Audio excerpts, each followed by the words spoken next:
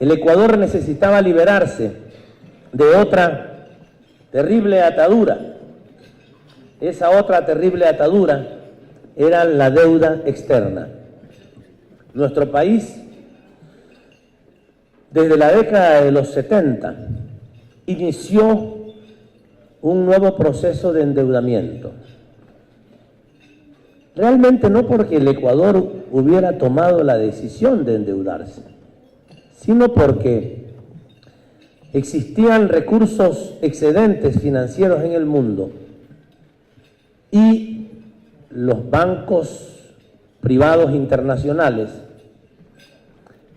en vez de entrar en una profunda crisis interna, decidieron trasladar esos recursos en excelentes condiciones iniciales a los países del sur del planeta.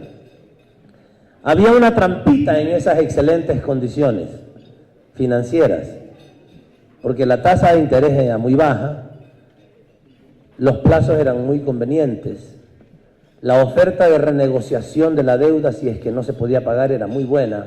Desde el año del siglo XXI, nuestro país y muchos países del mundo, vimos cómo ríos y ríos de dinero y de recursos de nuestros países iban a llenar las arcas, los bolsillos del sistema financiero internacional privado, cómo permitían mantener también el bienestar de los países del norte sobre la base del sufrimiento y del sometimiento de los países del sur.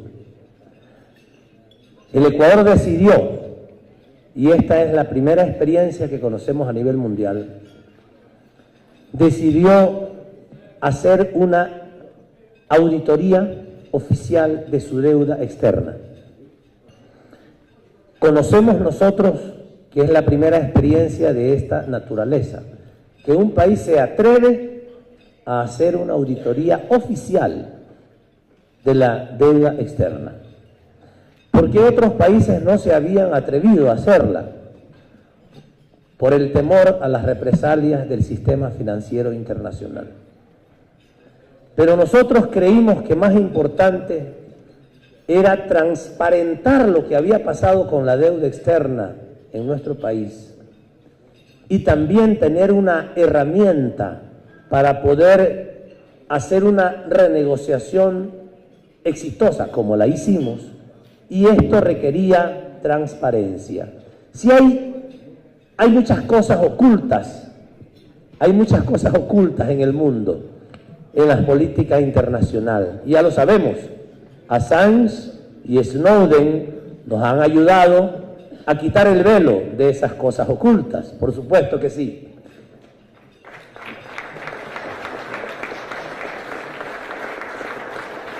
Pero respecto a los temas de la deuda externa, eso requería un examen exhaustivo y detallado, y nosotros lo hicimos en nuestro país. Hicimos una auditoría de la deuda externa. Nos tomó más de un año y 2 meses exactamente. Pero descubrimos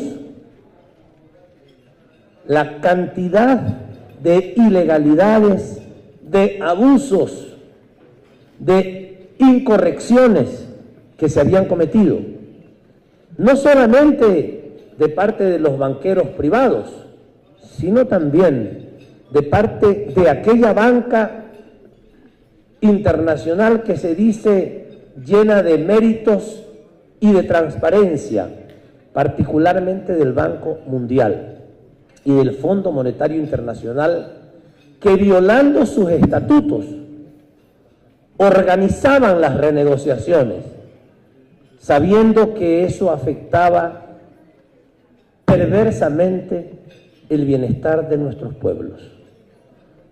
Nos forzaban a través de comunicaciones y a través de chantajes clarísimos, que incluso nos dejaron por escrito, nos chantajeaban con liquidarnos financieramente si no adoptábamos medidas legislativas en nuestro país que impidieran nuestro desarrollo con tal de sacar un poco de ahorro para pagarle a la banca privada internacional. Lo hacían descaradamente. Claro, lo hacían en documentos que quedaban guardados y que no solamente quedaban guardados, sino que se comprometían los gobiernos vendidos anteriores a no sacarlos a la luz. Y quiero decirles algo. Una de las tareas más difíciles en la auditoría de la deuda externa fue sacar esos documentos de donde estaban escondidos. Porque esos sinvergüenzas que habían refinanciado la deuda en favor de la banca internacional habían dejado sus fichas, habían dejado su gente puesta en el gobierno para que les cuide las espaldas y nunca se revele la información. Esta fue una de las tareas más difíciles. No analizar los documentos, sino encontrarlos, porque estaban totalmente escondidos. Pero los pudimos encontrar.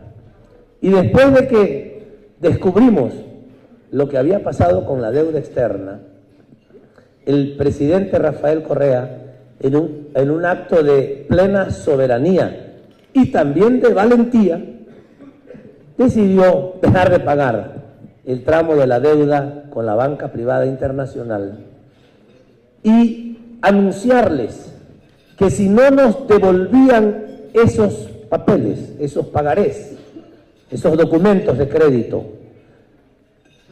a menos del 65 o del 70% de su valor, nosotros no se los volveríamos a pagar nunca más.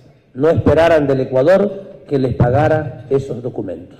Pudimos entonces renegociar nuestra deuda externa privada, que estaba con el 12% de interés anual, mientras en el mercado la tasa de interés estaba en el 2%. Esa deuda carísima la pudimos renegociar en apenas el 35% de su valor.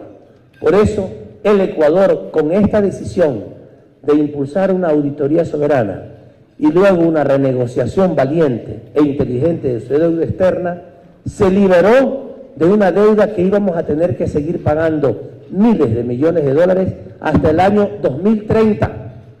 Y en apenas un año liberamos al Ecuador de esa deuda externa absolutamente nefasta para los intereses de los ecuatorianos.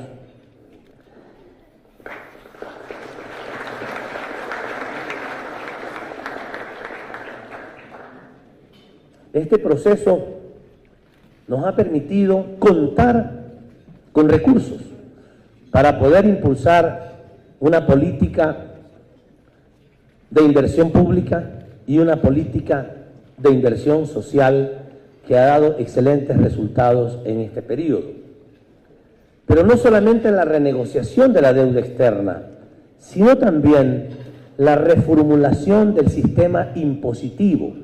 En este país, los grandes empresarios estaban acostumbrados a no pagar impuestos, pero además de no pagar impuestos, tenían en puestos claves del gobierno a sus representantes, a sus empleados, que como ganaban siempre los gobiernos que estaban financiados por ellos, podían poner siempre como ministros claves del gobierno y funcionarios claves a sus representantes, a sus marionetas, digámoslo.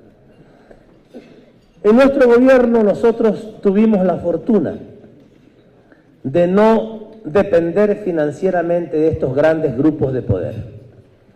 Hicimos una campaña modesta, llena de iniciativa, de alegría, de calidad de conceptos. Hicimos una campaña electoral llena de contenido y de sentido popular que permitió que ganáramos las elecciones sin tener ninguna atadura con ningún grupo económico.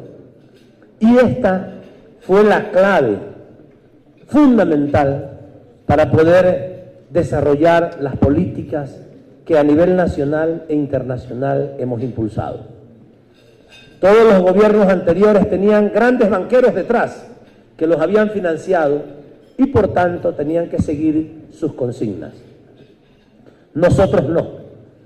No tenemos ningún grupo económico al que tengamos que obedecer ninguna consigna. Por eso pudimos impulsar una reformulación del sistema impositivo que ha hecho que prácticamente tripliquemos la recaudación de impuestos para poder desarrollar nuestras políticas. Y otro elemento importante que también hemos podido tomar, que hemos podido impulsar, es, pongamos la siguiente lámina, es la soberanía sobre nuestros recursos naturales. El Ecuador tenía firmados contratos con las empresas petroleras que eran contratos de participación. Según estos contratos, la mayor parte del petróleo que salía de nuestro país lo recibían, beneficiaba a las grandes empresas transnacionales. Estimamos que un 80% de los barriles de petróleo que salían del Ecuador se los llevaban las empresas transnacionales en promedio y un 20% quedaban en nuestro país. Iniciamos, cuando inició nuestro gobierno, un proceso de renegociación de esos contratos petroleros. Les exigimos a las compañías transnacionales cambiar la modalidad del contrato y ahora ya no son contratos de participación. Tú participas con una parte y el Estado con otra parte. No. Ahora los contratos, después de 4 años de arduas discusiones con las empresas transnacionales, logramos cambiar los contratos y ahora tenemos contratos de prestación de servicios, que es muy distinto de los contratos de participación. Ahora, con los contratos de prestación de servicios, nosotros establecemos cuál es el costo de sacar un barril de petróleo, establecemos una rentabilidad razonable para la empresa transnacional y todo el resto, incluido los aumentos internacionales en el precio del petróleo, quedan para el pueblo ecuatoriano. Ahora la tortilla se dio vuelta. Si antes las transnacionales se llevaban 80 barriles de cada 100 barriles que salían de nuestra Amazonía, de nuestro subsuelo, ahora 80 barriles quedan para la sociedad ecuatoriana, para el pueblo ecuatoriano, y solo 20 llevan las empresas transnacionales. Y en ese 20% está incluido el costo de sacar el petróleo. Ese cambio ha sido también fundamental y ha permitido la captación de recursos para poder impulsar las políticas en nuestro país. Pero también hicimos algo muy importante, quiero que ustedes lo sepan. El Banco Mundial, por allá por la década de los 90, nos había dado un préstamo al gobierno del Ecuador para que aprendamos, fíjense ustedes esto, para que aprendamos a tener una política minera que beneficie al pueblo ecuatoriano. No se imaginan qué vergüenza tuvimos que pasar nosotros cuando llegamos al gobierno y haber visto la ley minera que el Banco Mundial, que con la asesoría, con las consultorías del Banco Mundial, se había aprobado en este país. Una ley minera totalmente entreguista. Prácticamente el 80% del territorio en donde podría existir recursos mineros en nuestro país estaba ya concesionado cuando llegamos al gobierno, el 80%. Así es que no nos quedó más que dar vuelta atrás, derogar la ley minera, derogar la mayor parte de las concesiones que se habían producido y dictar una nueva ley en nuestro país para tener efectiva soberanía sobre los recursos naturales y además establecer muy rígidas, muy fuertes normas ambientales para la protección de nuestros recursos naturales. Esto hemos tenido que hacer como parte de la soberanía, de una política soberana del Ecuador respecto a las empresas transnacionales. Y ahora hemos establecido niveles muy altos de entrega de recursos de parte de las empresas mineras si quieren instalarse en nuestro país. Y en los últimos meses, algunas de las empresas transnacionales han tenido que regresarse a su país porque no aceptan los mínimos que el Ecuador exige para que puedan instalarse y explotar recursos mineros en el Ecuador. Sepan que ustedes están visitando un país que, aunque sea un país muy pequeño en territorio y en población, tiene una enorme fortaleza en dignidad y en soberanía, y estamos dispuestos a seguir este camino de la soberanía de nuestros recursos naturales aquí en el Ecuador, en América Latina y en el mundo.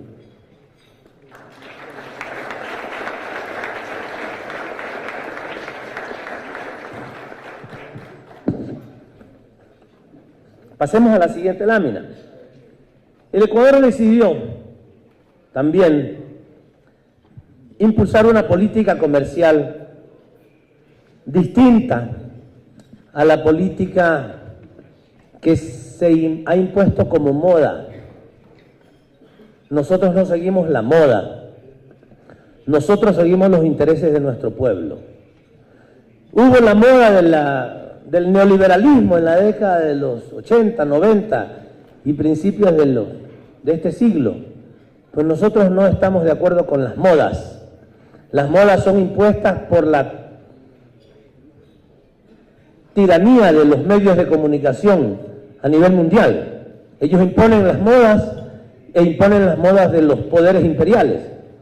Pues nosotros dijimos con claridad, desde la propia campaña electoral, el presidente Rafael Correa fue muy claro en decir, así como dijo que no mantendríamos la base militar norteamericana, tampoco firmaríamos tratados de libre comercio. Y les debo decir que en el gobierno anterior ya estaba avanzado el tratado de libre comercio con Estados Unidos, de tal manera que ya solo faltaba que el gobierno nuevo se instalara para poder firmar un TLC con Estados Unidos. El presidente Correa dijo, nosotros no firmamos esos tratados que más que tratados de comercio parecen bobo-aperturismo, o sea, un aperturismo bobo. Simplemente, como nos han dicho que es bueno eliminar los aranceles y abrir nuestro mercado, porque con eso nos vamos a desarrollar, como eso lo dicen los grandes gurús del Banco Mundial, el Fondo Monetario Internacional y los países imperiales, entonces habría que hacerlo. Pues nosotros estamos absolutamente convencidos, porque así nos lo enseña la historia económica, que un país con bajos niveles de desarrollo tecnológico, con bajos niveles de desarrollo de su talento humano, cometería el peor de los errores si abre sus economías sin ningún cuidado al mercado internacional. Que los países en vías de desarrollo necesitan tener una política comercial cuidadosa, necesitan utilizar las compras públicas como una herramienta para su desarrollo y no para que otros países se desarrollen, que además subsidian a sus economías y que tienen un desarrollo tecnológico mucho más alto y mayor capacidad competitiva que la nuestra. Por esta razón, decidimos no firmar tratados de libre comercio y en vez de eso, establecer un formato que ya lo tenemos listo y que lo estamos discutiendo con algunos países, que le hemos llamado ACD, o sea, Acuerdos Comerciales para el Desarrollo, en donde el comercio no sea el fin en sí mismo, sino el desarrollo de nuestros países. Acuerdos comerciales que establezcan niveles de complementariedad entre las economías. Acuerdos comerciales que establezcan evaluaciones posteriores para saber si el acuerdo está beneficiándonos o no nos está beneficiando. Acuerdos comerciales que establezcan y que entiendan que los países tienen diversos niveles de desarrollo y que tienen, por supuesto, que establecerse estas particularidades en los acuerdos que tenemos. Por ello, el Ecuador tomó la decisión de no firmar tratados de libre comercio. Y en nuestro país, muchos de los que propiciaban esta idea de firmar estos tratados con cualquier país del mundo que se nos atravesara por el medio, dijeron que cuando nosotros, que si efectivamente no firmábamos estos tratados, el Ecuador quedaría empantanado en los peores niveles de atraso, porque el mundo va adelante y el tren de la historia se nos va. No tomamos el tren de la historia en su momento. En buena hora que no hayamos tomado el tren de la historia. Porque si fuera cierto lo que ellos decían, nosotros esperaríamos que los hermanos mexicanos que firmaron un tratado de libre comercio con Estados Unidos y con Canadá hace 20 años, estarían pues en la gloria, estarían en los más altos niveles de desarrollo, se habría terminado la pobreza y la inequidad, teniendo al lado a un país enorme, el país más poderoso del mundo y la primera economía mundial. Si firmas un tratado de libre comercio con ese país tan poderoso económicamente, y si los tratados de libre comercio lo que hacen es generar solamente bienestar, mejoras en la economía, bienestar para la población, nosotros deberíamos esperar que México haya superado toda su pobreza y esté encaminado pues, a estar entre los primeros países de desarrollo económico del mundo. Y sin embargo, sabemos, lamentablemente, porque nos apena esto, lamentablemente, que México no es justamente ese ejemplo, que no está viviendo los mejores niveles de desarrollo, de crecimiento económico y de justicia social. Porque no es cierto que los tratados de libre comercio de por sí generan progreso, bienestar y justicia social. Son otras cosas las que hay que hacer. Y es lo que nosotros estamos trabajando en nuestro país. De tal manera que estamos absolutamente convencidos de que hay que impulsar otro tipo de acuerdos comerciales en el mundo para lograr el desarrollo de nuestros países. Adicionalmente, el Ecuador ha avanzado en una definición que nosotros hemos denominado la inserción estratégica del Ecuador en el mundo. Esa inserción estratégica del Ecuador en el mundo implica de entrada la necesidad de una diversificación de nuestras relaciones mundiales. Nuestro país, desafortunadamente, había entendido la política internacional en forma mutilada. Para la diplomacia ecuatoriana, debo decirlo con pena, el mundo solamente se podía ver hacia el norte. teníamos que levantar la cabeza, veíamos los Estados Unidos y un poquito pasando el Atlántico veíamos hacia la Unión Europea. No solo en lo económico, también en lo cultural, también en lo financiero, también en lo comercial y también en lo político y en lo diplomático. Este país tenía una concepción mutilada del mundo, porque ni siquiera veíamos a nuestro alrededor, ni siquiera apreciábamos, valorábamos la importancia de las relaciones con nuestra América del Sur, no digamos con América Central y con el Caribe. Solamente veíamos a los Estados Unidos y a la Unión Europea. Y sí hay que ver esos países, por supuesto, porque son parte del mundo, pero no son lo único del mundo. Hay otras regiones, todas las regiones del mundo, que requieren nuestra atención, porque las necesitamos, porque necesitamos ver al mundo de una manera distinta. Comenzando con América del Sur, con América Central y con el Caribe. El Ecuador entonces terminó con esa mirada mutilada que teníamos del mundo y en este gobierno, en estos 7 años de gobierno, hemos impulsado una relación mucho más intensa y estratégica con todos los países del mundo.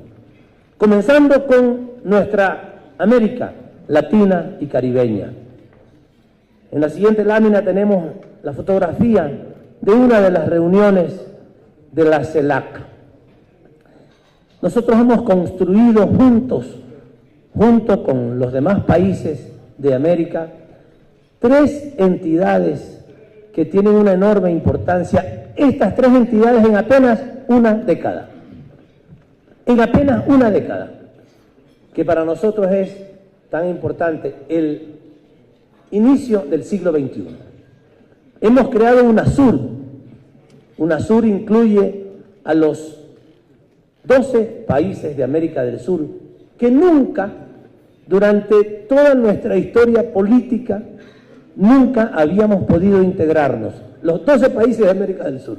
Y ahora lo hemos logrado. En muy pocos años es una realidad la existencia de UNASUR, la Unión de Naciones Suramericanas.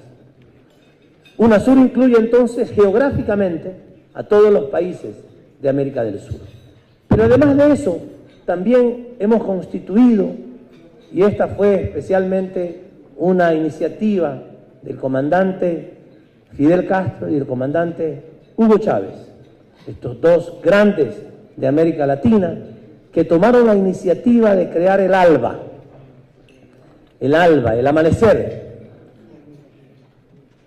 la Alianza de los Pueblos de Nuestra América, que está constituida actualmente por 9 países de América del Sur, América Central y el Caribe, países que tienen un mayor nivel de identidad ideológica y de identidad política y que han tenido una importante trayectoria, un importante sentido de su trabajo a nivel mundial.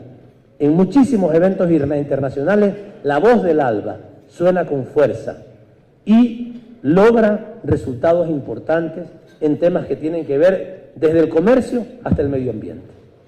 Y por último, es la más reciente de las entidades de integración que hemos creado, creamos la CELAC, que es la Comunidad de Estados Latinoamericanos y Caribeños.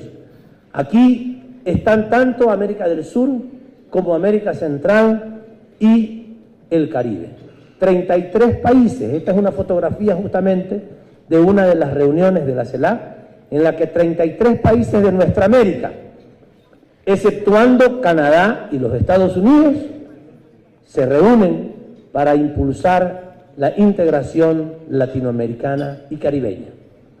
Esta institución, la CELAC, está destinada a sustituir a la Organización de Estados Americanos.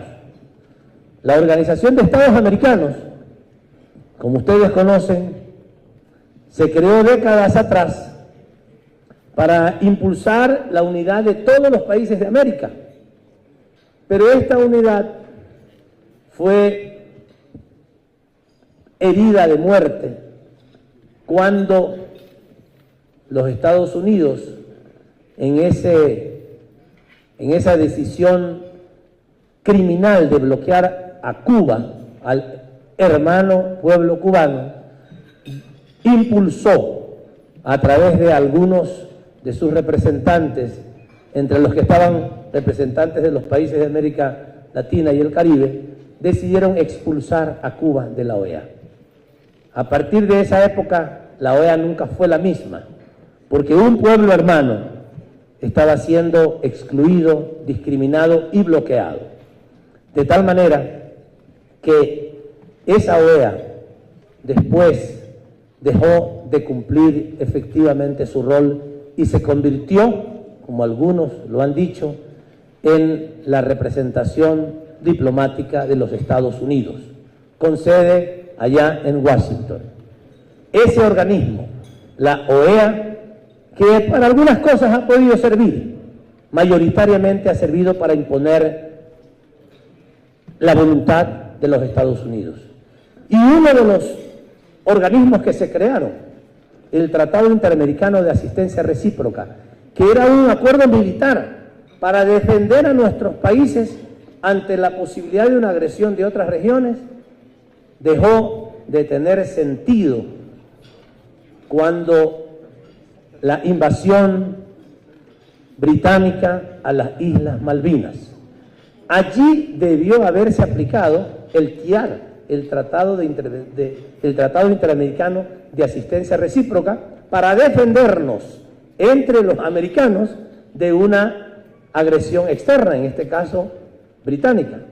Pues allí, cuando se debió haber cumplido esto, y los Estados Unidos, que tenía la capacidad militar de liderar la protección de Argentina, dijo: lo siento, mi aliado es Gran Bretaña, y demostró que América no era su aliado, sino que era considerado para ellos su patio trasero. Pues, hace pocos años, algunos países latinoamericanos, particularmente los países del ALBA, hemos decidido retirarnos formalmente de ese tratado que ya los mismos Estados Unidos lo botaron a la basura cuando tomaron la decisión de no apoyar a Argentina en su legítimo derecho a tener la soberanía sobre las Islas Malvinas. Un saludo desde aquí a Argentina en su lucha por terminar con el colonialismo británico en las Malvinas. Y también un saludo a Cuba por esa defensa de la soberanía y de la dignidad, porque cuando hace pocos años, hace poco tiempo, hace pocos meses, decidimos en la OEA decirle a Cuba que era bienvenida de vuelta a la OEA, Cuba dijo: mucho tiempo de exclusión no se puede solucionar con un llamado hacia nuestro país para que volvamos a la OEA. La OEA ya no se merece tener a Cuba de vuelta. Un claro ejemplo de dignidad de Cuba. Y ahora esta CELAC, esta Comunidad de Estados Latinoamericanos, que como hemos dicho, está destinada a sustituir a la OEA, tuvo durante este año, justamente durante este año, como presidente pro tempore a Cuba, al gobierno cubano. Qué alegría, qué importante haber recuperado esta unidad de nuestra América Latina y caribeña. Y debo decirles algo brevemente sobre la OEA. Ya no solamente decimos que la OEA es un espacio de convergencia política, para llamarlo de alguna manera, que va dejando de tener sentido. ¿Saben por qué va dejando de tener sentido? Porque cada vez más las decisiones que se toman ahí, cuando son decisiones tomadas por los gobiernos, no por los representantes que están allá, que en muchos casos no obedecen fielmente a los dictados, a la voluntad de sus gobiernos, cada vez más las decisiones que se toman en la CELAC las tomamos en contra de la voluntad de los Estados Unidos y de Canadá. Un ejemplo de eso fue cuando el Ecuador recibió en su sede en Londres a Julian Assange el año pasado. Todavía no le habíamos concedido el asilo, estábamos estudiándolo solamente. Pero el gobierno británico,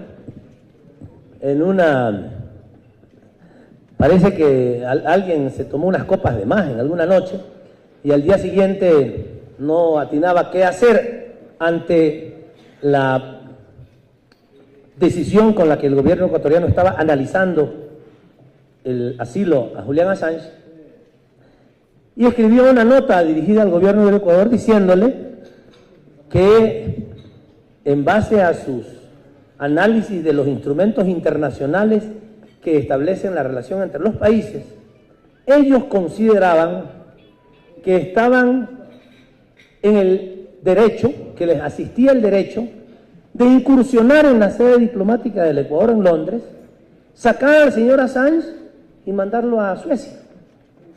Esa loca idea se les atravesó por la cabeza, pero bueno, si solamente se les hubiera atravesado por la cabeza, e incluso si lo hubieran dicho verbalmente, hasta ahí podría uno entender, ¿no? Pues algún chiflado, algún tipo que está fuera de sus cabales y que hace una cosa esta. No, además de eso le pusieron por escrito para que quede constancia de la locura que tenían en la cabeza, o sea, la locura de querer meterse en nuestra sede diplomática en Londres. Cuando lo hicieron por escrito, por supuesto que nuestro gobierno reaccionó inmediatamente y tomó dos decisiones fundamentales. En primer lugar, concederle el asilo al señor Assange, que ya lo pensábamos conceder, pero ellos nos hicieron adelantar la decisión para que supiéramos que no le teníamos miedo a toda la fuerza militar inglesa, británica, porque nos asiste el derecho internacional y la solidaridad mundial. Y en segundo lugar, tomamos la decisión de llevar esto a todos los organismos internacionales. Y vean ustedes, que lo llegamos a la OEA. Por supuesto que el ALBA, UNASUR y CELAC reaccionaron inmediatamente en favor del Ecuador, pero lo llevamos a la OEA para ver qué pasaba allá. ¿Y saben que en la OEA también la decisión fue unánime de todos los países, excepto Estados Unidos y Canadá? Estados Unidos y Canadá ni siquiera se atrevieron a oponerse al consenso, porque ya en la reunión final estaba de presidente de esa asamblea el canciller peruano. Y el canciller peruano, después de que los norteamericanos estaban consultando con su gobierno si apoyaban o no apoyaban el respaldo al Ecuador, la solidaridad con el Ecuador, porque Gran Bretaña quería entrar en nuestra sede en Londres, pues cuando ya pasaba mucho tiempo, el compañero canciller de Perú, Ron Cañolo, un gran hombre, un gran canciller, dijo, bueno, les aviso a los señores de los Estados Unidos que si no vienen inmediatamente vamos a tomar votación. Y eso era terrible para los Estados Unidos, que se votara y que votáramos 32 países contra 2, Estados Unidos y Canadá. Así que llegaron tranquilitos, se sentaron, me dijeron, ya, no se preocupe, ministro, ya, no nos vamos a hacer problema, y tuvieron que calladitos apuntar una nota al pie de página diciendo que ellos no estaban de acuerdo, pero que no se oponían al consenso. Y a partir de allí, una serie de otras decisiones en la OEA se han tomado, en donde han votado en forma unánime los 32 países de la América Latina y del Caribe, y se han quedado absolutamente solos Estados Unidos y Canadá en estas decisiones internacionales que son importantes. Así es que tenemos ahí un camino importante a seguir avanzando. Pero este desarrollo político de nuestra América Latina y Caribeña no solamente se consolida en nuestro acercamiento político, y hay muchas cosas importantes que han sucedido. En el caso de UNASUR y de CELAC, por ejemplo, hemos logrado definir políticas unificadas en temas de defensa. Decidimos en un momento un poco complicado por el año 2008, acá en América del Sur, decidimos hacer una reunión, recuerdo que fue en Argentina, en Bariloche, en la que todos los países sudamericanos decidieron convertir a esta América del Sur en un territorio de paz, en donde en la que no puedan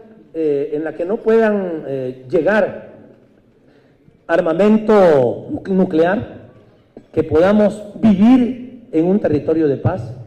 Lamentablemente todavía existen bases militares en algunos países latinoamericanos y caribeños. Ojalá, cuando ustedes jóvenes estén en esos gobiernos, cuando ustedes tomen la posta en esos gobiernos, también echen como inservibles y como peligrosas a las bases militares que todavía se mantienen en el continente americano, particularmente en América Latina y en el Caribe. Ojalá algún día América Latina y el Caribe esté libre, no solamente de armamento atómico, sino que también esté libre de bases militares. Por ahora nos hemos declarado un territorio de paz y creo que estamos haciendo grandes esfuerzos en toda nuestra América para consolidar ese territorio de paz. Pero además de esto, además de lo político, de lo diplomático, de lo militar, también tenemos que avanzar en construir otras herramientas para nuestro desarrollo. En la siguiente lámina hemos puesto en esta fotografía el recuerdo de la primera reunión del Banco del Sur. Porque una cosa es que digamos que no queremos ya seguir siendo presa del chantaje del sistema financiero internacional. También tenemos que construir nuestra propia arquitectura financiera internacional.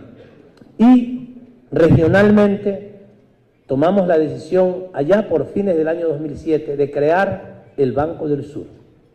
Y no ha sido fácil. Miren ustedes que hicimos todo lo posible por crear el Banco del Sur con todos los países de América del Sur. Pero a pesar de todos los esfuerzos que hicimos, todavía no logramos que todos los países de América del Sur se incorporaran. Solamente logramos que se incorporaran 7 países. En el Banco del Sur, del Banco del Sur forman parte Brasil, Paraguay, Uruguay, Argentina, Bolivia, Venezuela y el Ecuador. Estos 7 países hemos creado el Banco del Sur y nos ha tomado todo este tiempo, hasta ahora. Miren ustedes, desde el 2007 hasta el 2013, en elaborar el tratado constitutivo, los estatutos del Banco del Sur, los reglamentos, etcétera, etcétera, lograr que ratifiquen el acuerdo los países en sus congresos, en sus parlamentos, etcétera. Y en esta reunión que se produjo ahora en mayo, justamente está ahí el canciller venezolano, está quien era el presidente del Banco Central, y tuvimos la primera reunión de los ministros de finanzas del Banco del Sur. Pero todavía no abre sus puertas, ¿no? Imaginan ustedes lo difícil que es crear una entidad que no siga las normas de los anteriores bancos, porque la izquierda, y ustedes que son militantes de izquierda, no siempre ha tenido la oportunidad de trabajar en el sistema financiero. Es más, normalmente en nuestro trabajo, en nuestra lucha popular, en las calles, en las manifestaciones, en las reivindicaciones campesinas, no hemos tenido personas que sepan de banca. Entonces, para crear el Banco del Sur, teníamos que recurrir a personas que habían trabajado en la banca y que tenían un poco más de identidad con nosotros. Pero no siempre la identidad es total. Y en algunos países, digamos, es difícil lograr ese resultado. De tal manera que hemos tenido que trabajar muy duro para que este Banco del Sur sea un banco que realmente tenga otra lógica, tenga una lógica de desarrollo regional. Solamente les doy un ejemplo. Cuando estábamos viendo cómo ¿Qué normas le poníamos al banco? Muchos de los técnicos que formaban parte de estas conversaciones decían que cuando tuviéramos excedentes de liquidez en el Banco del Sur, se preguntaba qué debíamos hacer. Y en el estatuto se ponía, bueno, una parte de esa liquidez debería de depositarse, ellos decían, en los bancos internacionales del imperio. O sea, escrito de otra manera, pero decían en los bancos internacionales AAA. Y esos bancos solamente existen en el norte. Y le decíamos, pero ¿cómo vamos a poner nuestra liquidez allá? Otra vez vamos a financiar nosotros a la banca del norte. Y nos costó tanto trabajo hacerles notar que eso no era lo conveniente, que si teníamos exceso de liquidez lo teníamos que utilizar en la banca regional, en los bancos públicos de la región, e incluso en los bancos privados de la región, en los bancos de desarrollo de la región. Eso que puede parecernos a nosotros elemental, nos costó muelas, nos costó mucho trabajo, porque la lógica de los técnicos es una lógica que siempre sigue obedeciendo lo que ellos han vivido tradicionalmente. De tal manera que ahora estamos también construyendo una nueva arquitectura financiera. Creamos el Banco del Sur, esperamos que en este próximo año ya abra sus puertas y muchos proyectos de desarrollo regional puedan llevarse adelante. Esperamos que con mucho éxito en el Banco del Sur. Pero hemos creado también algo más, que es el Sistema Unificado de Compensación Regional, que es un sistema que permite hacer transacciones comerciales entre nuestros países sin utilizar una moneda extrarregional, o sea, compensando con las monedas locales, hacer en otras palabras comercio con las monedas locales, lo cual pueda permitir disminuir la dependencia de monedas extrarregionales y particularmente del dólar y del euro. Esto ha tenido mucho éxito en la relación con Venezuela, entre Ecuador y Venezuela. Ya hemos avanzado muy sostenidamente en este sistema y esperamos también desarrollarlo bueno, lo estamos desarrollando pero todavía muy poco con Cuba, con Bolivia, con Nicaragua y con otros países del ALBA para aumentar la influencia de este sistema de compensación regional de pagos que va a permitirnos una reducción en la dependencia monetaria internacional. Y esto es muy importante, ir construyendo permanentemente esto. No olvidemos que los Estados Unidos pueden darse el lujo de seguir teniendo la deuda externa más grande del mundo y de todavía poder aguantar esa burbuja de deuda que en algún momento estallará, no hay ninguna duda, porque no van a tener cómo pagar esa deuda, no tienen la más mínima posibilidad de hacerlo, pero lo siguen manteniendo porque siguen emitiendo dólares, porque el mundo se los sigue aceptando. En la medida en que disminuyamos los niveles de dependencia comercial internacional y ahora China hemos conocido que va a comenzar también a dejar de acumular dólares de su reserva monetaria internacional, entonces las cosas van a comenzar también a cambiar a nivel mundial. Sigamos adelante. En esta siguiente lámina ponemos una fotografía que revela el nivel de relación diversificada que ponemos. Aquí tenemos una fotografía con colegas chinos, del gobierno chino, en nuestra relación con este hermano país. Aquí nos han atacado de que ahora, antes el Ecuador dependía de Estados Unidos y de los organismos internacionales y ahora depende de China. Claro, están asustados porque el Ecuador ya no se somete a los dictados de los Estados Unidos ni de los gobiernos europeos. Y como durante tantas décadas ellos nos tuvieron a su servicio, y no solo a su servicio, sino que se llevaban nuestros recursos naturales en la forma más despiadada y más perjudicial para nuestros países, ahora que tenemos relaciones dignas y relaciones soberanas con todos los países del mundo, entonces saben que nos hemos escapado de su tutelaje, porque ahora el Ecuador se relaciona de igual a igual, como gobiernos soberanos, con China, con Rusia, con los países africanos, con quienes además queremos cada vez consolidar más nuestra relación, con nuestra América Latina, con el Medio Oriente, con todos los países del mundo, con la India, con Sudáfrica, con todos los países como hermanos y ya no en condiciones de subordinación y de tutelaje. Por eso el Ecuador ahora puede ir al mundo, puede presentar sus propuestas, presentar sus iniciativas con absoluta autonomía y ya no como antes dependiendo de lo que algunos países le decían que tenía que hacer o le chantajeaban que tenía que hacer porque si no por acá les iba a llegar alguna sanción económica. Ahora el Ecuador se relaciona con Irán también, con soberanía, con dignidad y con valentía, porque mucho más de lo que hemos podido tener acuerdos comerciales con Irán, por lo difícil, por todas las trabas que le ponen a Irán. Sin embargo, nosotros, por una decisión soberana, hemos decidido que no nos van a imponer nadie, ni los Estados Unidos, ni ningún país, con qué país nosotros nos relacionamos. Nos relacionamos con todos los países del mundo con que nosotros querramos tener relaciones y nos convenga tener relaciones. Eso es fundamental en la vida de los países.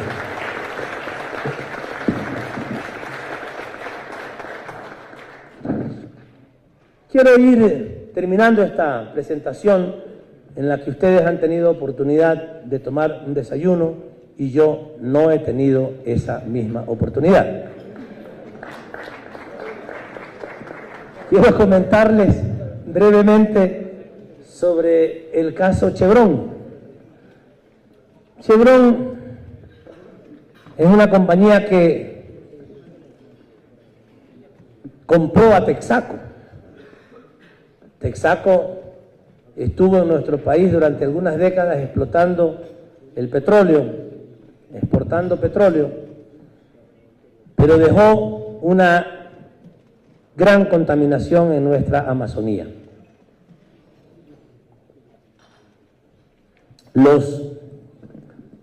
Las comunidades de nuestra Amazonía demandaron a Texaco después de que se retiró por toda la contaminación que dejaron en nuestro territorio. No lo habían hecho antes porque ellos ofrecieron que limpiarían la contaminación, pero cuando ya se fueron y las comunidades se dieron cuenta de que no limpiaron, le hicieron un juicio largo de 20 años. Texaco trató a toda costa de cansar a las comunidades, de aburrirlas, de saber que con el tiempo ya se irían cansando, se irían muriendo los dirigentes. Y entonces puso trabas y trabas y trabas, dificultades, pero las comunidades no se cansaron y finalmente le ganaron el juicio. Este juicio comenzó en el año 1993 y en el año 2011, o sea 18 años después, en el año 2011, se dictó una sentencia que condenaba a la empresa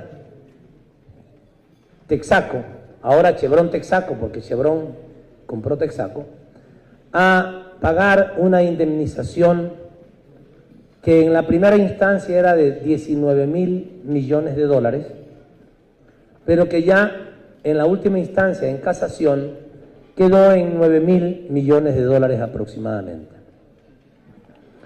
Esta sentencia, en vez de haber sido aceptada por Chevron, porque ellos saben el daño que hicieron en nuestra Amazonía, ellos saben el perjuicio que provocaron en la salud de nuestros pobladores amazónicos. Ellos saben que dejaron piscinas enteras de residuos tóxicos, de residuos de químicos que utilizaban para la extracción del petróleo en 2 millones de hectáreas de nuestra Amazonía. Aproximadamente 1.000 piscinas de estos residuos tóxicos quedaron allí, en nuestra Amazonía. Algunos los lograban tapar, los tapaban con tierra para que no se notara. Otros ni siquiera los taparon con tierra, pero allí quedaron, contaminando nuestro suelo e incluso cuando estaban operando en la Amazonía, tiraban esos desperdicios directamente a los ríos, directamente, sin ningún procesamiento, cuando ya existía en los Estados Unidos, y ellos en otros países sí los usaban, cuando ya existían técnicas para minimizar el impacto contaminador de esos residuos. Pues en el Ecuador no lo hicieron. Se ahorraron esa plata, ganaron más utilidades y destruyeron una buena parte de la zona norte de nuestra Amazonía. Pues estos señores de Chevron, no solamente que no han pagado la sentencia que debían pagar, los 9.000 millones de dólares, sino que ahora han demandado a las comunidades amazónicas. Han hecho una demanda contra ellos diciendo que ellos están uniéndose criminalmente para afectar a los pobres dueños de la Chevron. Ustedes se imaginan lo que es este cinismo. Después de que está demostrado en el juicio, y el juicio ha tenido 3 instancias, han terminado las 3 instancias, en todas se ha ratificado la culpabilidad de la empresa Texaco por el daño ambiental, con informes técnicos, peritajes y todo. Ellos no solamente que no pagan, sino que ahora han demandado, han hecho una demanda contra los pobladores amazónicos y sus abogados. Pero no contentos con eso, han hecho una demanda contra el Estado ecuatoriano, pidiéndole a un tribunal internacional de arbitraje que si finalmente ellos se vieran obligados a pagar la indemnización, el Estado ecuatoriano les devuelva la plata. Porque algunos funcionarios de gobiernos anteriores, por 1997-98, los liberaron de culpa a ellos. Los liberaron por parte del Estado, no por parte de los pobladores amazónicos.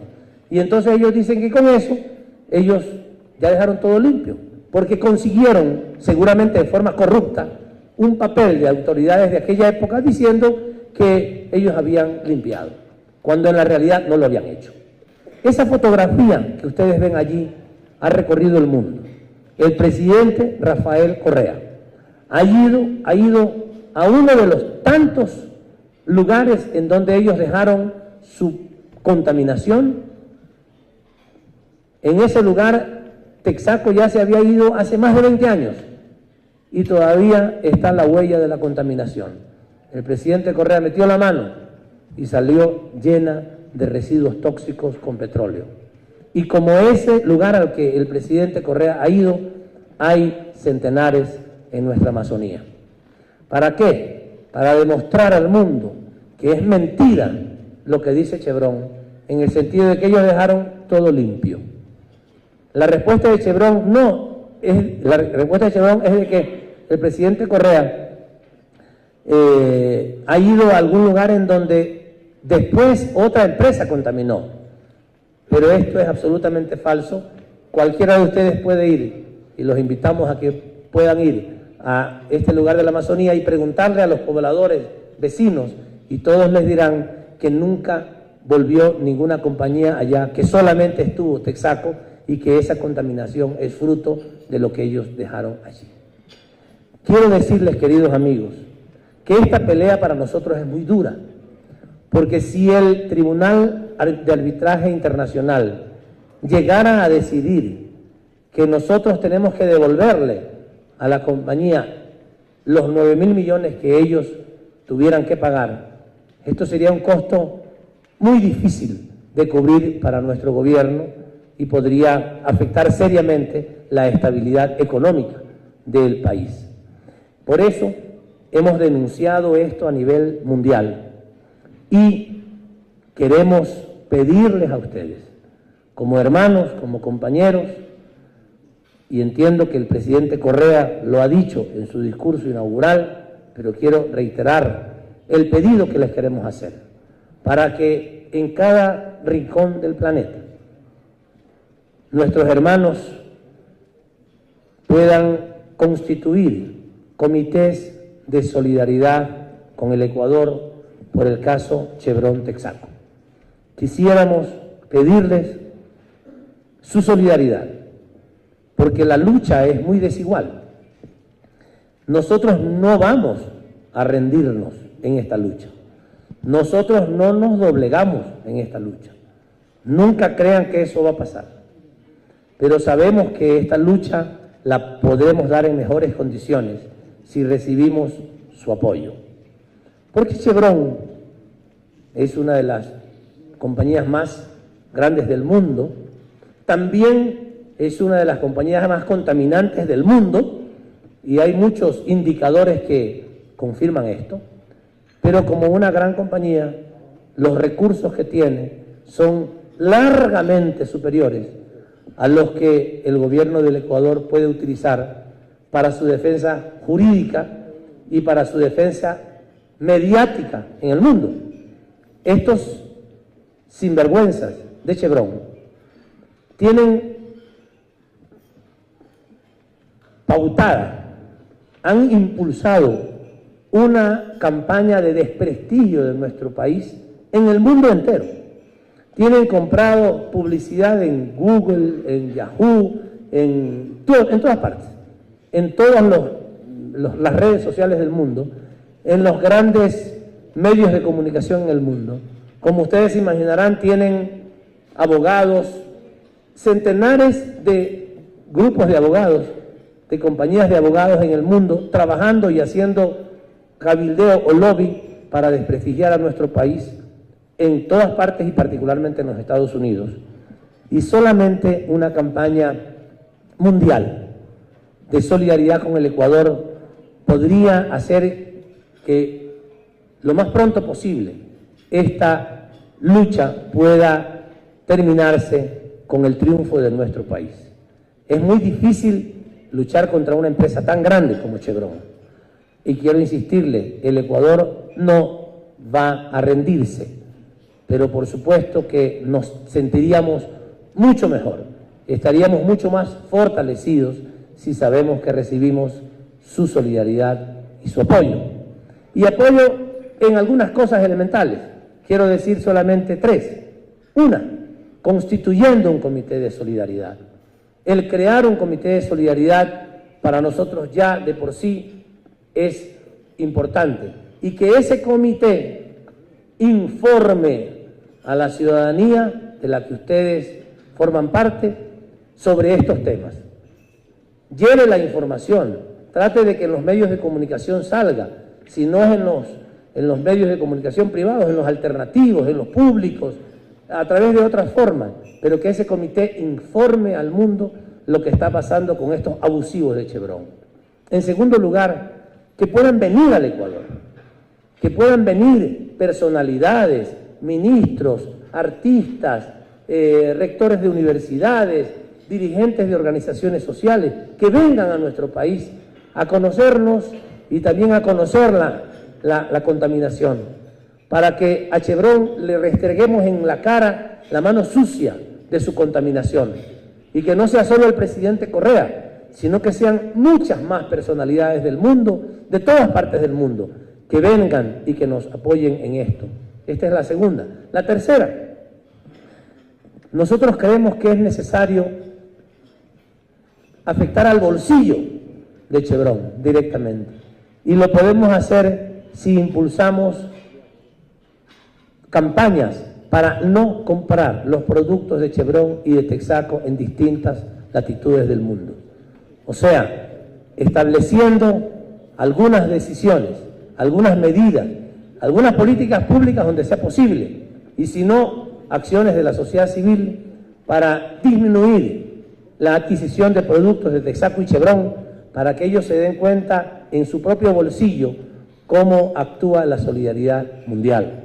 Por esta razón, quisiéramos pedirles a ustedes su apoyo y su solidaridad en esta lucha que emprendemos contra esta transnacional. Tal vez para nosotros habría sido más fácil evitarnos esta pelea y tratar de arreglar de alguna manera, perdonándoles a estos señores esta acción que tuvieron, esta contaminación que tuvieron. En primer lugar, no lo podíamos hacer porque era un tema que se llevaba en los tribunales, pero aunque hubiera estado en nuestras manos, era inaceptable para nosotros que esta empresa se burlara de los ecuatorianos, contaminara nuestro país como lo hizo y que se vayan impunemente. Creemos que es indispensable que ellos cumplan con su obligación de resarcir, de indemnizar a las personas, a las comunidades que fueron afectadas, y por eso nuestra lucha es indeclinable contra esta acción irresponsable, criminal de esta empresa. Quiero pedirles que estemos atentos durante 60 segundos a un video que les vamos a presentar sobre el caso Chevron en el Ecuador.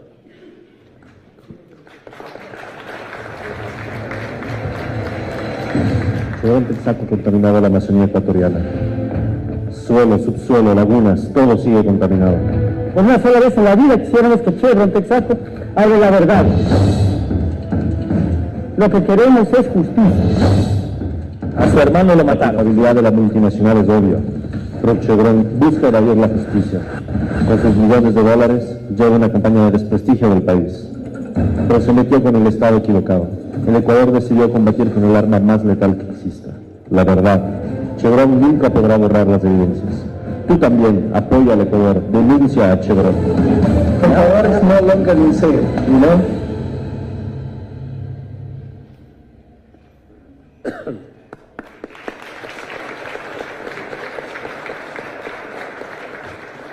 Si ustedes entran en nuestra página, en las varias páginas web, podrán encontrar una información más amplia. En este desayuno no podríamos darles más que una pequeña información al respecto del tema, pero les agradeceríamos que puedan ingresar en las páginas electrónicas en donde tendrán ustedes información más amplia en todos los idiomas sobre el tema de Chevron. Y también en el festival, cuando se desarrolle el Tribunal Antiimperialista, uno de los temas que va a ser tratado, y justamente me va a corresponder a mí expresar y presentar ampliamente el caso de Chevron Texaco, va a ser justamente este tema. Este es uno de los puntos que formará parte del Tribunal Antiimperialista. Bien, y quiero terminar esta intervención con algunos comentarios sobre lo que estamos haciendo en el Ecuador, ya no solamente en la política internacional de la que les he hablado, sino fundamentalmente en la construcción de esta sociedad que nosotros le llamamos la sociedad del buen vivir. Nosotros no queremos seguir los pasos de sociedades que ahora se llaman desarrolladas y que, además de tener un poco más de dinero y de recursos para satisfacer sus necesidades, creemos nosotros que no están construyendo una sociedad del buen vivir, que no significa solamente tener más plata, tener más satisfactores materiales, sino construir una vida distinta entre los seres humanos, constituir una sociedad de armonía entre los seres humanos y entre los seres humanos y la naturaleza. En el Ecuador hemos logrado en estos 7 años de revolución ciudadana muy importantes indicadores económicos y de justicia social. Somos uno de los países en América Latina y el Caribe que crece más rápidamente, a pesar de que no firmamos tratados de libre comercio como nos exigían la élite ecuatoriana y norteamericana. Somos uno de los países que más crece.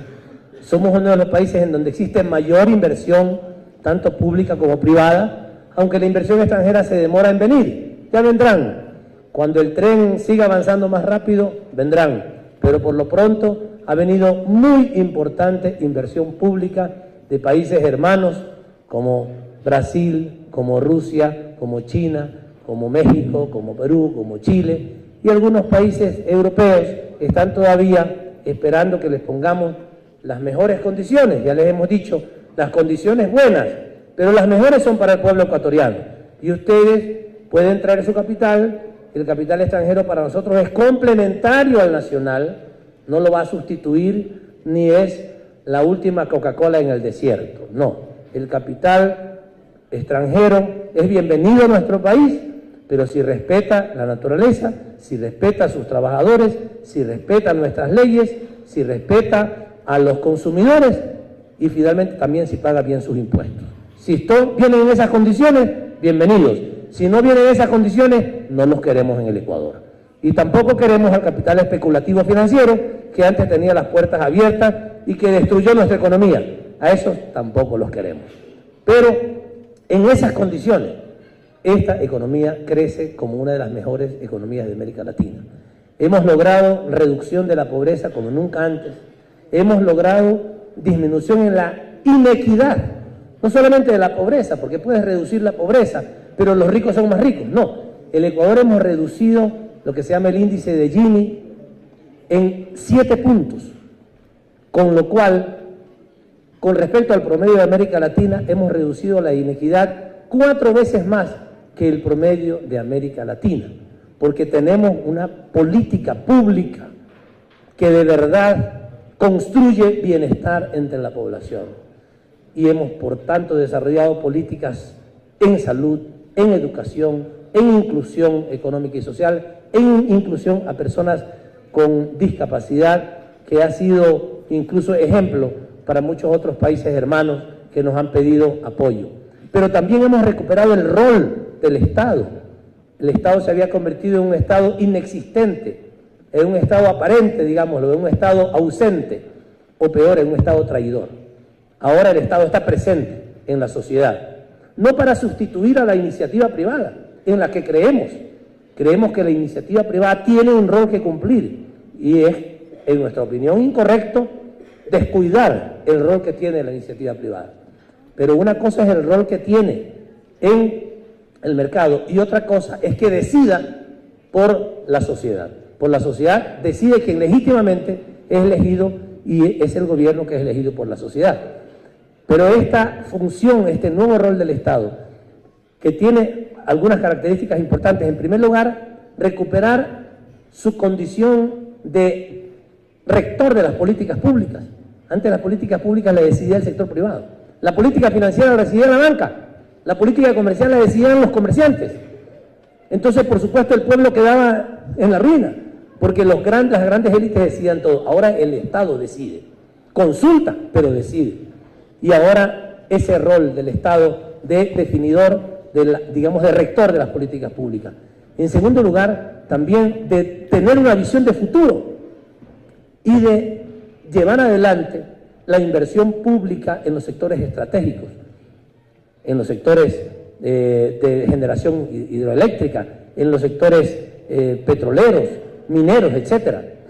Y también, algo que es muy importante para la juventud, un rol fundamental del Estado en la construcción de una política de talento humano. Nosotros no le llamamos capital humano, porque los seres humanos no tenemos que ser parte del capital, de talento humano.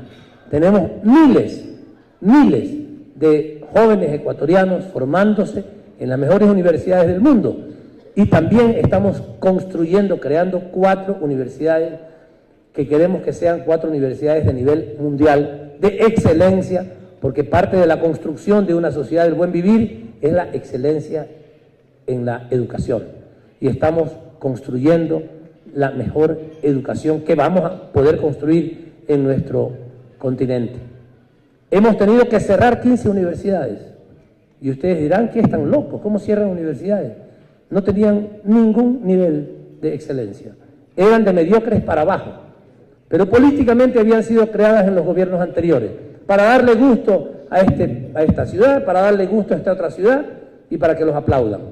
Nosotros no tenemos una política populista, nuestra política es popular, pero es una política responsable. Y queremos construir una excelencia en los niveles educativos. Y queremos trabajar con América Latina para lograr eso, porque toda nuestra América Latina tiene que tener los más altos niveles de excelencia en la educación.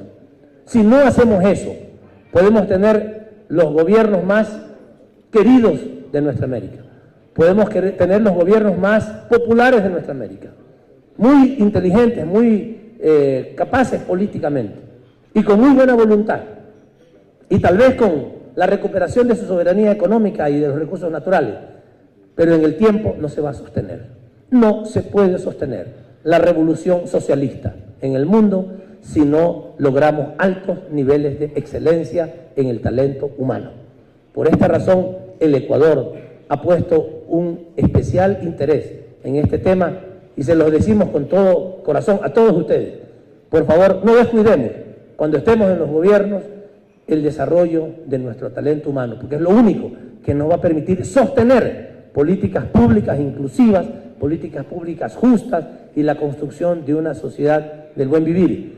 Caso contrario, finalmente los que desarrollen el talento humano, aunque sean gobiernos imperialistas, o sean gobiernos capitalistas, del capitalismo salvaje, finalmente nos van a vencer. Solamente podremos sostener la revolución socialista del buen vivir si tenemos un talento humano suficientemente preparado y si también cumplimos con otras responsabilidades en la política pública. Hemos también avanzado de manera considerable en el fortalecimiento de la protección de los derechos humanos. Y aquí tenemos una bronca dura con un organismo que ha sido manipulado por los Estados Unidos, la Comisión Interamericana de los Derechos Humanos. El Pacto de San José creó el Sistema Interamericano de los Derechos Humanos y los Estados Unidos, como es normal en ellos, no firman ninguno de estos tratados. Pero después le piden a los otros que los cumplan. Y si no los cumplen, los pones en la lista, no en la lista negra, porque es racismo decir lista negra, pero ellos lo dicen así, lo ponen en la lista gris, lo ponen en la lista roja, lo ponen en cualquier lista. Y a todos nosotros nos ponen en las listas, ellos los puros, los que no firman ningún tratado de protección de los derechos humanos y que se dicen defensores de los derechos humanos cuando se pasan invadiendo países y matando gente. Y ahora ni siquiera con el riesgo de que se muera el piloto. Ahora los mandan en drones para ni siquiera correr el riesgo de que un piloto pueda accidentarse o le puedan disparar. Esa política criminal de los drones de los países imperialistas, comenzando con Estados Unidos y continúan otros, tenemos que destruirla, queridos amigos. Creemos y queremos decirle a ustedes que como parte de la defensa de los derechos humanos, de la dignidad de nuestros pueblos, no podemos permitir que sigan los Estados Unidos y otros países matando gente impunemente con estos aviones no tripulados que ya se han convertido en una costumbre en el mundo. Y este Festival de la Juventud tiene, se los digo con todo respeto y cariño, la obligación de pronunciarse firmemente para plantearle a las Naciones Unidas la eliminación del uso criminal de los drones en nuestros países. Quiero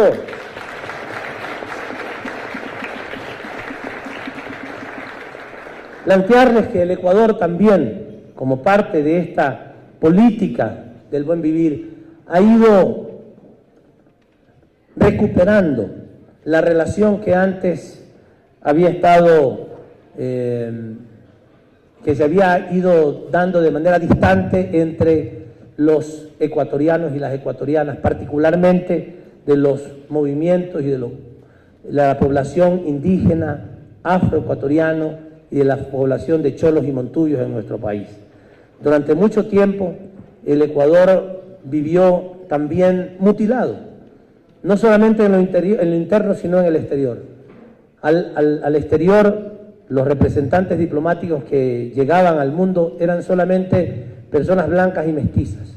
Nunca un ecuatoriano afrodescendiente había estado en la carrera diplomática. Nunca un indígena ecuatoriano había estado en la carrera diplomática. Cuando yo llegué a esta Cancillería, solamente había una indígena en la Cancillería. Servía café. Ese era el trabajo que le habían dado. A una indígena que sirva el café. Y había un negro, un afroecuatoriano, repartía papeles.